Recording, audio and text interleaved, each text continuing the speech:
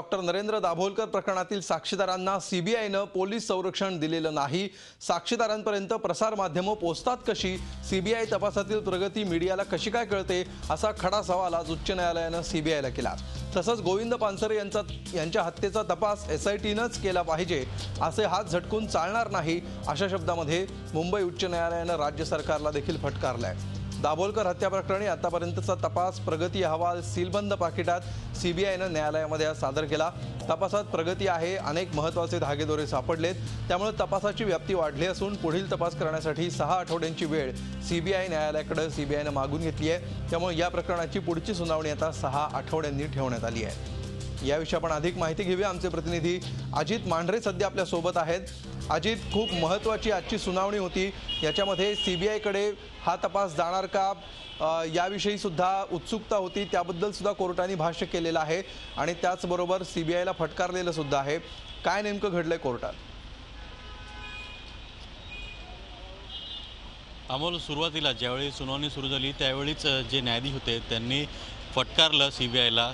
सुरुवातीला त्यांनी म्हटलं की ज्या पद्धतीनं साक्षीदार आहेत प्रसारमाध्यमांकडे जाऊन ते इंटरव्ह्यू देतात, मुलाखती देतात, त्यांच्या सुरक्षेचं काय, एवढा महत्त्वाचा विषय आहे, एवढ्या महत्त्वाच्या प्रकरणामध्ये तुम्ही तपास करतात, अशा परिस्थितीमध्ये जे साक्षीदार आहेत या साक्षीदारांची नावं आणि त्यानंतर साक्षीदार टीव्हीवर जाणं हे कुठेतरी पूर्णपणे तुम्हाला ग्राह्य धरलं जाणार नाही। यापुढे अशा काही प्रकार घडला किंवा तुमच्या तपासाच्या कुठल्याही गोष्टी लीक झाल्या, प्रसारमाध्यमामध्ये आल्या, तर या संपूर्ण प्रकरणावरून जे हायकोर्टाचं नियंत्रण आहे ते नियंत्रण आम्ही काढून घेऊ, अन्यथा या संपूर्ण प्रकरणामध्ये कशा पद्धतीने तपास चालू आहे ह्याची तर पुढे कुठे लीक झालं तर सीबीआयच्या अधिकाऱ्यांना देखील कारवाई करण्याला आम्ही पाठीपुढे बघणार नाही, अशा पद्धतीनं मुंबई उच्च न्यायालयानं सीबीआयच्या अधिकाऱ्यांना फटकारलेलं आहे। त्यानंतर या प्रकरणामध्ये म्हणजे सीबीआयनं वीरेंद्र तावडे याला त्याला पकडून या प्रकरणातील जो तपास आहे तो पुढे नेलेला आहे।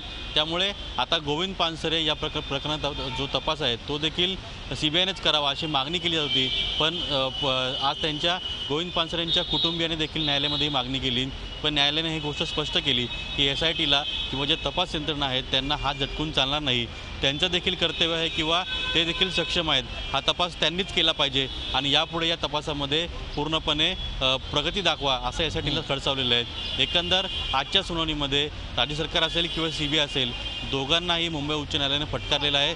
तपासात प्रगती आहे, मात्र बातम्या लीक कशा होतात हा खडा सवाल न्यायालयाने सीबीआयला विचारला आहे। बिलकुल, न्यायालयाने सीबीआयला आणि राज्य सरकार दोघांनाही हे सवाल विचारलेले आहेत आणि मुळात गोविंद पानसरे यांच्या हत्या प्रकरणी सीबीआयकडे तपास देण्याची गरज नाही असं सुद्धा कोर्टाने म्हटलेलं आहे। त्यामुळे आता ही जी शक्यता मागच्या काही दिवसांपासून चर्चेत होती ती शक्यता आता नसल्याचं सध्या तरी स्पष्ट होतं। धन्यवाद अजित या सविस्तर माहितीबद्दल। डॉक्टर नरेंद्र दाभोलकर यांच्या हत्येनंतर रुद्र पाटील आणि वीरेंद्र तावडे कोल्हापूरमध्ये एकत्र राहत असल्याचा खळबळजनक गौप्यस्फोट तावडेची पत्नी निधी तावडेनं केला आहे। निधी तावडे 2 दिवसांपूर्वी परदेशातनं भारतात आली। दाभोलकर आणि पानसरे यांच्या हत्येप्रकरणी तिची चौकशी सुरू असून तिच्याकडून अत्यंत धक्कादायक माहिती समोर येते। दाभोलकर आणि पानसरे यांच्या हत्येआधी तावडे आणि सारंग अकोलकर यांच्यात झालेल्या ईमेल संवादाबद्दल माहिती असल्याचं निधीनं कबूल केलंय, पण हे दोघं खुनाचा कट रचत असावेत असं वाटलं नसल्याचं निधीनं म्हटलंय। याशिवाय वीरेंद्र तावडेच्या बाईकसाठी सीबीआय ठिकठिकाणी छापे घालतंय। दाभोलकर हत्येच्या तपासाचा स्टेटस रिपोर्ट आज काही वेळापूर्वीच सीबीआयनं मुंबई हायकोर्टात सादर केला आणि त्यामुळे तावडेंच्या पत्नीचा हा खळबळजनक गौप्यस्फोट या प्रकरणाचा तपास अजून पुढे घेऊन जायला निश्चितपणे मदत करेल अशी एक शक्यता वर्तवली जाते आहे। कशा प्रकारे या हत्येचा कट रचला गेला आणि त्यावेळी नेमकी काय काय घडत होतं याचा साक्षीदार वीरेंद्र तावडेसोबतच त्याची पत्नी सुद्धा आहे आणि त्यामुळे त्याच्या पत्नीच्या साक्षीतून काही नवीन खुलासे, नवीन गौप्यस्फोट समोर येताना दिसत आहेत।